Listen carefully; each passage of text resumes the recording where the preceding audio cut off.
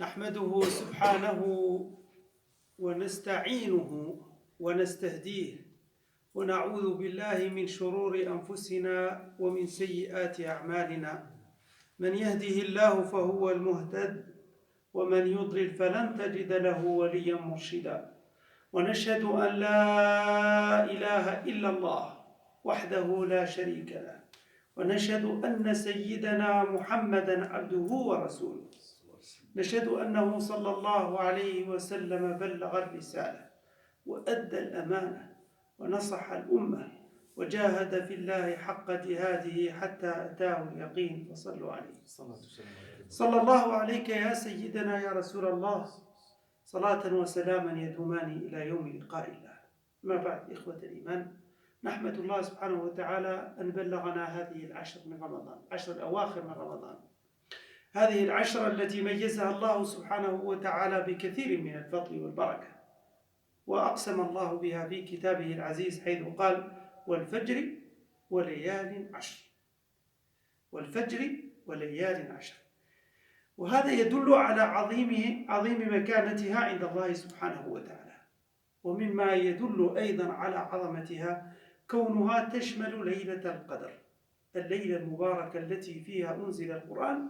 وقد قال الله تعالى في كتابه العزيز: إنا أنزلناه في ليلة مباركة، حاميم والكتاب المبين، إنا أنزلناه في ليلة مباركة. سورة الدخان، حاميم والكتاب المبين إنا أنزلناه في ليلة مباركة. Une nuit pleine de bénédictions. Donc, tout d'abord, je tiens à renouveler mes reconnaissances, mes remerciements d'Allah subhanahu wa ta'ala, et que la paix et la bénédiction d'Allah soient sur son prophète Mohammed sallallahu alayhi wa sallam, et sur tous ceux qui les suivent jusqu'à le jour de la rétribution. Je disais, Alhamdulillah, louange à Allah qui nous a donné cette opportunité, cette chance d'arriver à ces moments pleins des occasions, pleins de bénédictions, ces moments de 10 dernières nuits du Ramadan. Et on avait déjà dit, on le répète, c'est très important pour nous, dans notre religion, dans notre culture, de rappeler pourquoi sont des nuits particulières.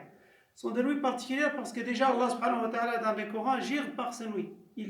Quand Allah il gire par quelque chose, c'est pour révéler, pour relever et pour montrer son importance. Et dans Surat Al-Fajr que vous connaissez, Wal-Fajr wa layalin ashr.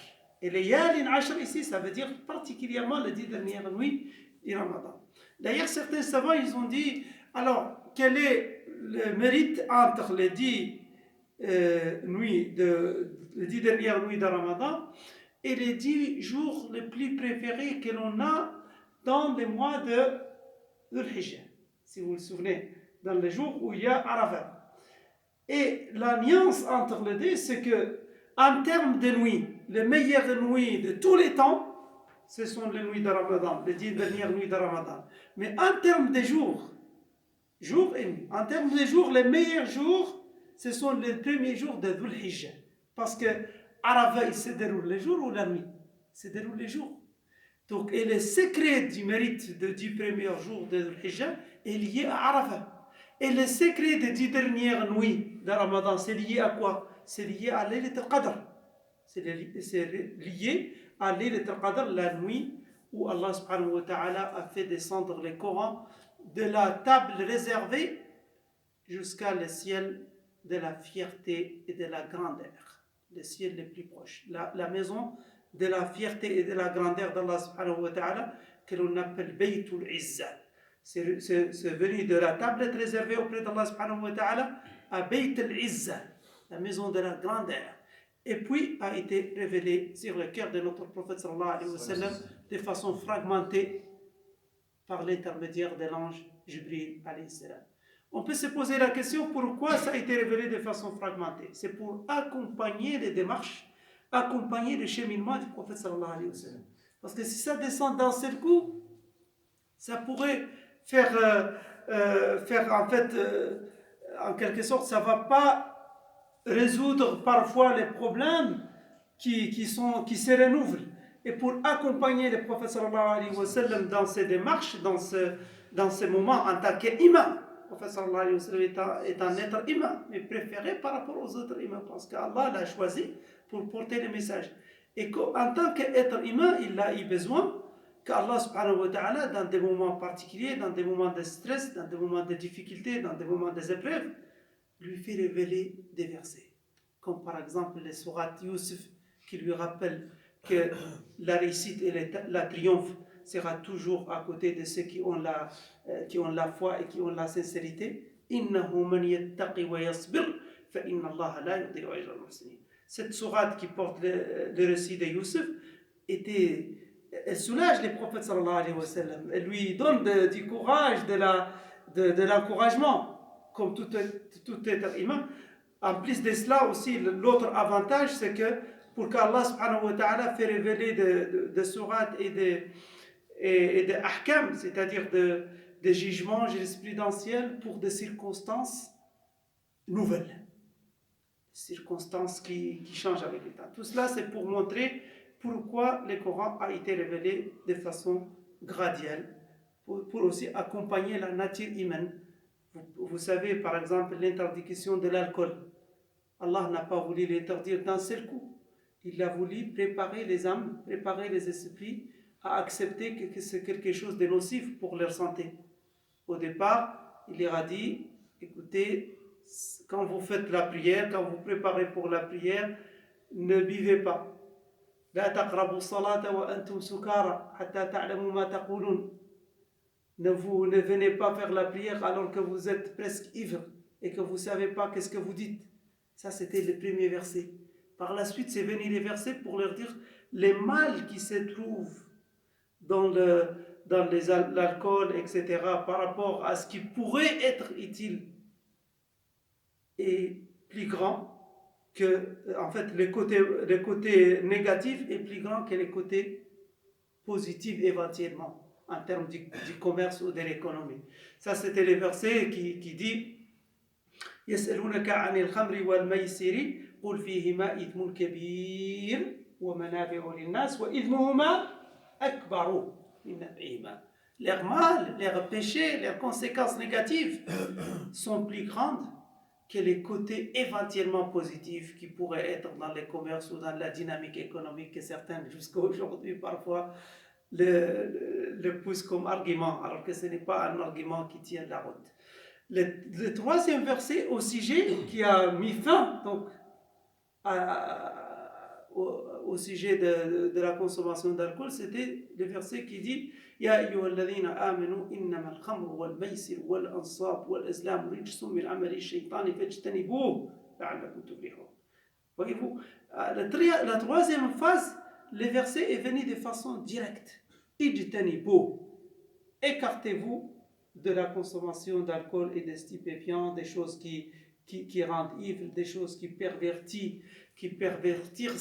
pervertissent la raison, des choses qui peuvent conduire l'être humain à perdre la chose la plus précieuse, qui est l'aql, la raison.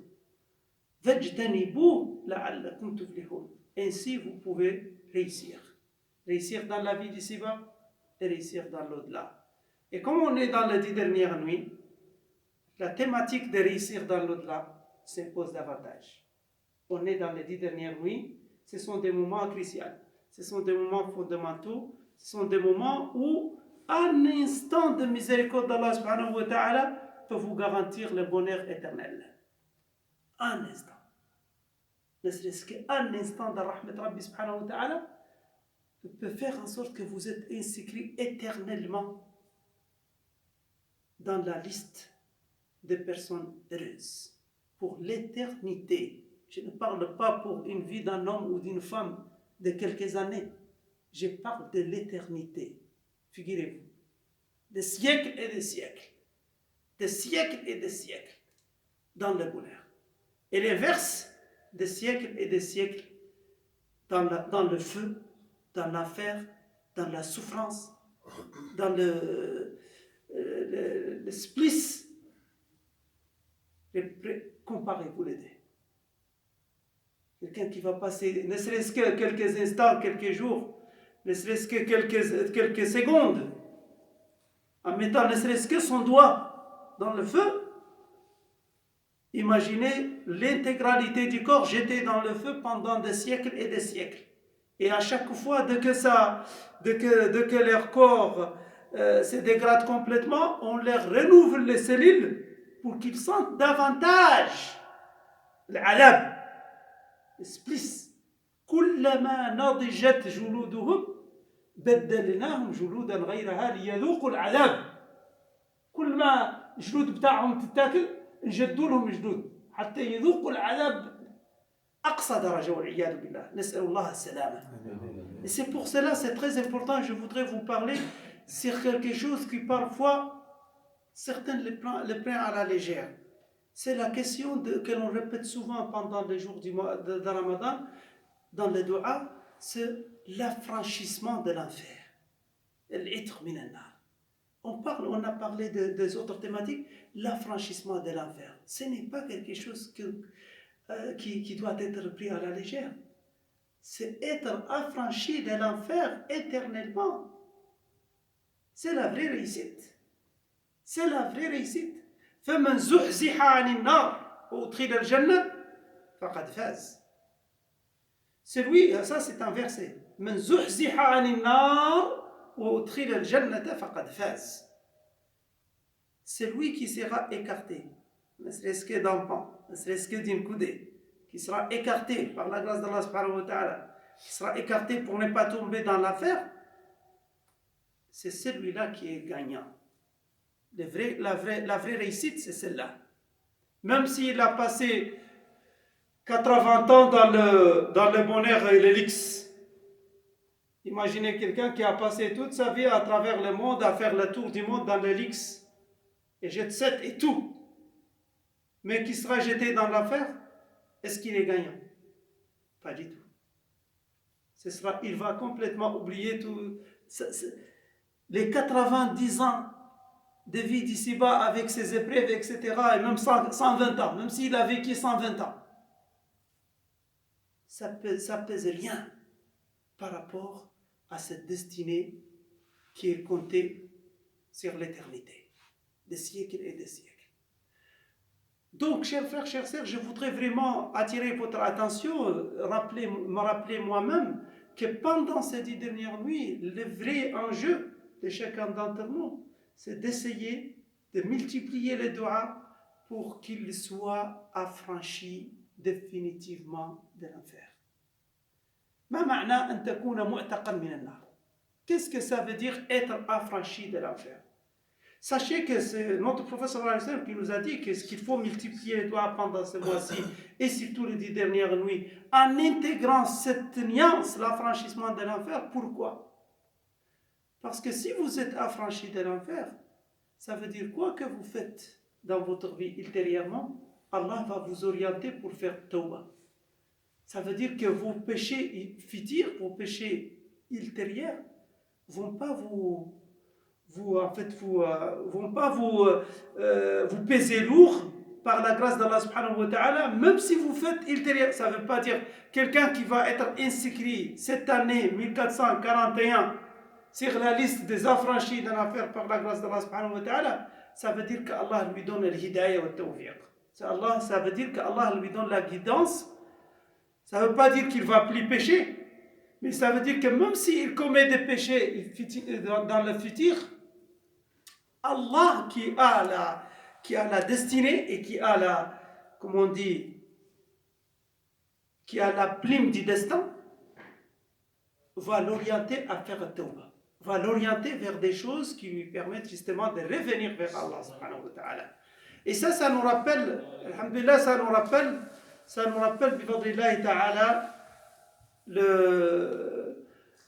que, en fait, par exemple, les gens de Badr, si on se rappelle par exemple de Badr, الذين حضروا بدر, Allah subhanahu wa ta'ala غفر لهم ذنوبهم مهما فعلوا من بعد الله سبحانه وتعالى يغفر لهم لأنهم فعلوا شيئا يبقى مسجلا عند الله سبحانه وتعالى كشيء لا نظير له ولا مثال. وهذا أيضا يذكرنا بوعد الله سبحانه وتعالى لنبينا محمد صلى الله عليه وسلم إنا فتحنا لك فتحا مبينا ليغفر لك الله ما تقدم من ذنبك وما تأخر ويتم نعمته عليك ويهديك صراطا مستقيما وينصرك الله نصرا عزيزا وادعوا الله وأنتم موقنون بالإجابة.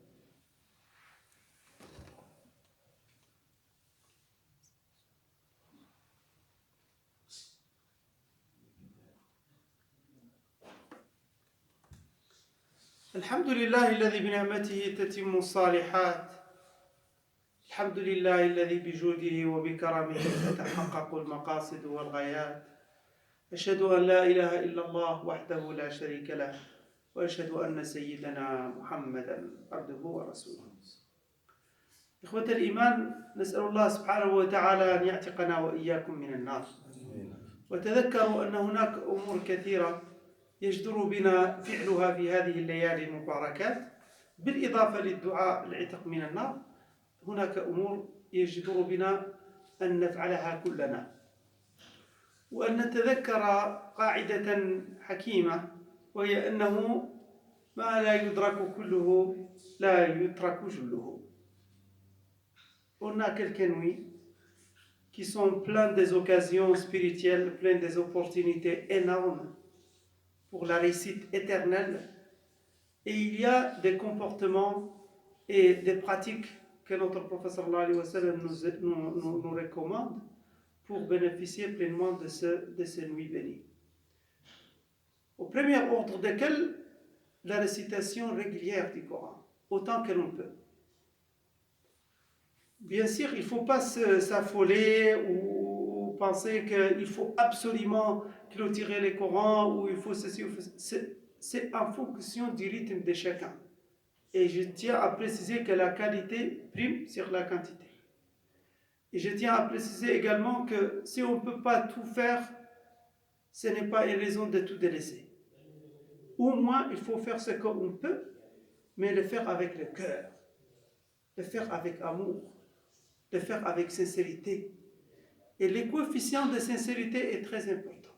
Conformément au hadith du prophète sallallahu alayhi wa sallam, اخلص نيتك لله يكفيك العمل القليل.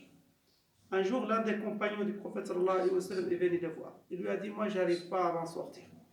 J'ai plein de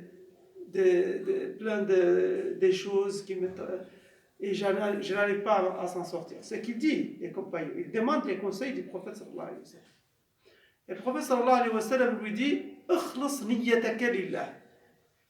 Attache-toi à faire en sorte que ta niya soit pleinement concentrée, pleinement sincère pour Allah subhanahu wa ta'ala. Le peu de choses que vous faites vous sera bénéfique. Un autre aussi lui a donné les conseils sincères. Il lui a donné La yazalu lisanuka ratban bi dhikrillah. Il lui dit, faites en sorte que votre langue reste toujours fraîche par le dhikr d'Allah subhanahu wa ta'ala. Donc, en plus de la récitation du Coran que je viens de vous dire, parmi les choses qui est accessible à chacun d'entre vous, masha'Allah, c'est de faire quelques séances de dhikr. S'asseoir, ne serait-ce que 10 minutes après l'Isha. S'asseoir, ne serait-ce que 15 minutes. S'asseoir, ne serait-ce que 5 minutes. En fonction de votre rythme, en fonction de votre programme, en fonction de votre travail. Si vous travaillez, le musulman, on ne va pas lui demander de passer la nuit réveillé et par la suite, le lendemain, il devient moins productif et ça, ce n'est pas compatible avec l'islam. L'islam, ça veut dire quand même que vous avez des droits, vous avez donné un engagement de travail. Vous ne pouvez pas prétendre que parce que vous avez fait le réveillon, en quelque sorte, vous venez les yeux rouges. Non. Faites avec ce que vous pouvez, en fonction de votre programme et votre vie, votre profil, mais faites-le avec foi, avec sincérité, avec organisation. Quelqu'un qui va travailler, on va lui demander ne serait-ce que 5 à 10 minutes, ne serait-ce que 5 à 15 minutes, parce que 15 minutes, ça suffit déjà pour réciter des hizb. Parce qu'un hizb, on peut le réciter en 7 minutes. Donc, ne serait-ce que 15 minutes pour méditer, pour faire dhikr, Subhanallah wa bihamdihi, subhanallah al-azim. لا إله إلا الله وحده لا شريك له له الملك وله الحمد يحيي ويميت وهو حي لا يموت بيده الخير وهو على كل شيء قدير سبحان الله وبحمده سبحان الله العظيم لا حول ولا قوة إلا بالله العلي العظيم. Toutes ces formules de dhikr, faites-le plusieurs fois avec sincérité, avec foi, et vous allez avoir les bénéfices d'Islam sur vous-même, sur vos familles, sur vos enfants et sur tout votre entourage. Parce que ces paroles sont le baqiyat al-salihat. Subhanallah walhamdulillah wa la ilaha illallah wallahu akbar wa la hawla wa la quwwata illa billah sont le baqiyat al-salihat. Allah subhanahu wa ta'ala nous dit que les baqiyat al-salihat sont généreuses et pleines de l'espoir, pleines d'espérance auprès d'Allah subhanahu wa ta'ala. Ce sont leurs bénéfices restent éternellement. الباقيات الصالحات خير عند ربك ثوابا وخير أملا. Sont récompensés auprès d'Allah subhanahu wa ta'ala et sont pleines d'espérance en termes de conséquences sur nos vies, sur notre vie, sur votre vie, sur la vie de nos familles, par la grâce d'Allah subhanahu wa ta'ala. Donc je disais, faire plus de Coran, plus de dhikr, et faire plus de sirat al-rahim, c'est-à-dire contacter ses parents, contacter ses proches pour également les faire bénéficier du mérite de ces nuits et vivre la chose, de partager la joie spirituelle en la matière, comme il le faisait le prophète sallallahu alayhi wa sallam, parce que comme il a été rappelé par Aïcha, notre mère, la mère des croyants, Aïcha radiyallahu anha, il nous disait que Rasul sallallahu alayhi wa sallam, quand les 10 dernières nuits arrivent, qu'est-ce qu'il faisait? Yashuddu izara. Il serrait la ceinture, si on peut traduire comme ça. Yashuddu izara. Et il réveillait sa famille. Il réveille sa famille. Il veillait la nuit.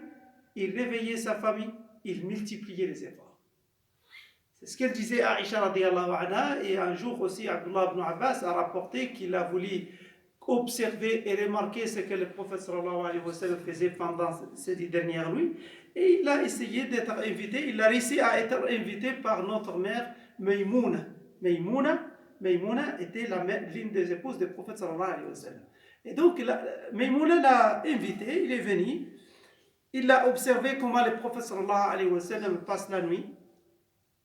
Il a dit qu'après que le prophète sallallahu alayhi wa sallam est rentré de l'Isha, de Salat al-Isha, il a passé un moment à parler avec sa femme.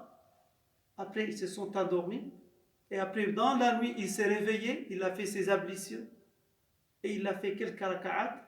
Abdullah ibn Abbas est venu se mettre à ses côtés.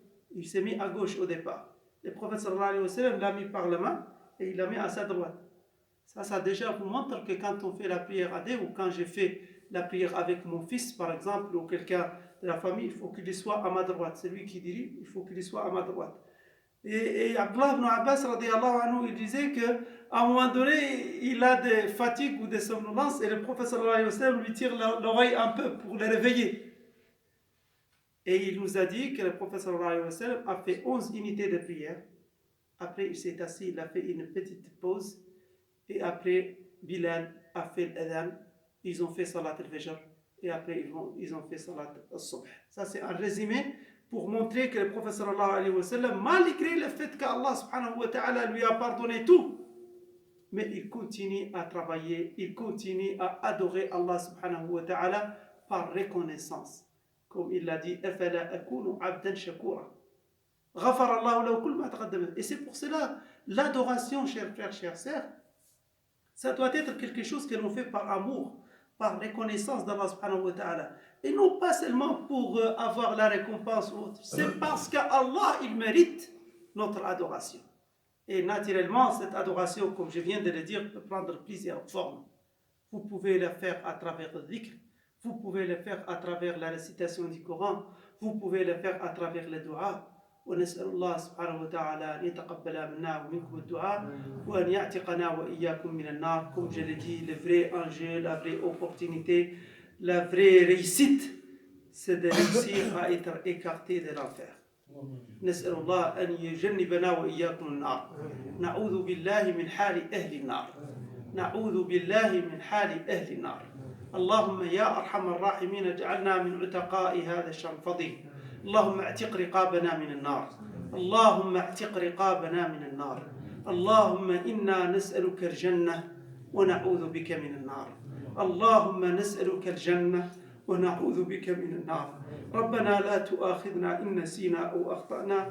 ربنا ولا تحمل علينا إصرا كما حملته على الذين من قبلنا. ربنا ولا تحملنا ما لا طاقة لنا به واعف عنا واغفر لنا وارحمنا أنت مولانا فانصرنا على القوم الكافرين. ندعو الله سبحانه وتعالى لمرضانا أن يشفيهم. اللهم اشف مرضانا ومرضى المسلمين. اللهم اشف مرضانا ومرضى المسلمين. اللهم لا تدع لنا في هذه الساعة ذنبا إلا غفرته، ولا هما إلا فرجته، ولا مريضا إلا شافيته، ولا مريضا إلا شفيته، ولا حاجة من حوائج الدنيا والآخرة لك فيها رضا ولنا فيها صلاح إلا قضيتها. سبحانك يا الله، سبحانك يا قاضي الحاجات، سبحانك يا مجيب الدعوات، سبحانك يا رب العرش الكريم. اللهم ارفع هذا البلاء عن عبادك في جميع أنحاء الأرض. اللهم نسألك أن ترفع هذا البلاء. اللهم نسألك أن ترفع هذا البلاء وأن تنجينا يا رب العالمين. اللهم نسألك أن تنجينا يا رب العالمين وأن ترفع هذا البلاء عنا. لا إله إلا أنت سبحانك عليك توكلنا وأنت رب العرش العظيم. اللهم أصلح أمورنا في هذه البلاد وفي كل البلاد. اللهم أصلح أمورنا برحمتك يا أرحم الراحمين. لا إله إلا أنت سبحانك عليك توكلنا وأنت رب العرش العظيم. إن الله يأمر بالعدل والإحسان وإيتاء ذي القربى وينهى عن الفحشاء والمنكر والبغي يعظكم لعلكم تذكرون. ولذكر الله أكبر والله يعلم ما تصنعون. قوموا إلى صلاتكم يغفر لي ولكم الله.